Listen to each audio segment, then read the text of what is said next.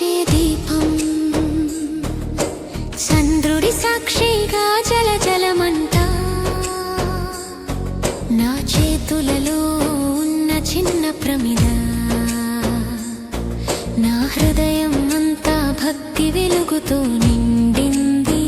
కార్తీక పౌర్ణమి రాత్రి ఇది శివాలయం నిండింది దీపాల కాంతితో. గంటల శబ్దం గంగ జలల తాకిడిగా నా మనసు పారుతోంది గోవింద నామముగా. నా దీపం నీ దృష్టికి చేరని, నా కుటుంబం సుఖంగా ఉండని, ప్రతి కష్టము కరిగిపో